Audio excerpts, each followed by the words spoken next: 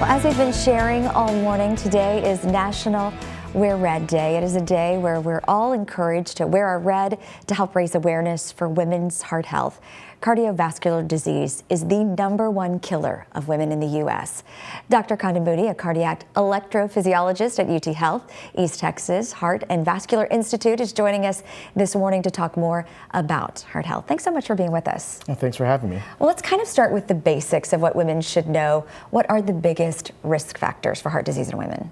Yeah, so risk factors include high blood pressure, which is the most common, high cholesterol, diabetes, physical inactivity, excess weight, sleep deprivation, tobacco use, and then there's family history as well.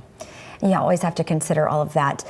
With women, you hear a lot of time that they didn't have the same symptoms as men did. How can that differ in women, and why is it so important to really be in tune with your body? Yes, that's something we've recognized over time, that although men develop coronary disease earlier, women have the same lifetime risk, except that their diagnosis is often missed. That's because they have more symptoms that are not as classic as chest pain, symptoms like fatigue, lightheadedness, sweatiness. And so that really means that for women, if something doesn't feel right, more important to get checked and not wait. That is really important. Don't just put it off as something like, oh, I'm just tired and all of that. We were talking kind of during the break about getting a good night's sleep and how that is a really important part of heart health as well. Yes, and this is something where I would love to practice what I preach, but for sure, sleep deprivation and chronic stress can lead to a higher risk of heart disease. And so in our busy day, and many folks work in multiple jobs, I think that's an important consideration as much as possible to try and get a good night's sleep.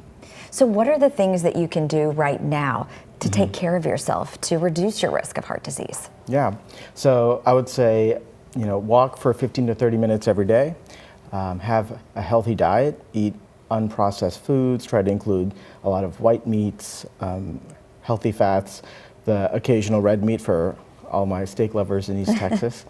Try to manage your stress, get good sleep, and avoid bad habits like smoking. And a lot of people don't understand how you can be healthy, look thin and everything, and still have heart disease in some cases. What does that come down to? Yeah, that's an important point, that just because we feel fine doesn't mean we're low risk. Ultimately, risk factors like high blood pressure and high cholesterol are silent. So you would never know it unless someone checks your numbers or you check your own blood pressure, or until an event happens, and by then it's too late. I've heard that a lot, know your numbers. What does that mean? It means, for example, at home, a simple way to keep tabs of numbers that reflect your risk factor include checking your blood pressure at home. You can check your weight at home. Importantly, being regularly connected with a clinical doctor, you can check your cholesterol levels with regularity, your diabetes, your blood sugar. So knowing your numbers can help you modify what you do so that you can keep your numbers in a safe level or zone. So it is really important to go see your primary care physician.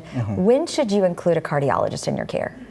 That's a great question. I think if there's any difficulty with managing your risk factors, or if you end up having a clinical event like a heart attack or stroke, then it's important to get plugged in with a heart doctor who can not only assist with managing what's going on, but also refer you if you need a procedure or anything else to help prevent further events. What about if it runs in your family?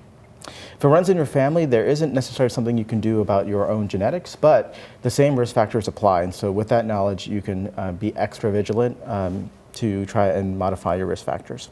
Thanks so much for taking time and being with us this morning. Such good information, and hopefully everyone goes to see their PCP this year and wears red like we got on today to just raise awareness.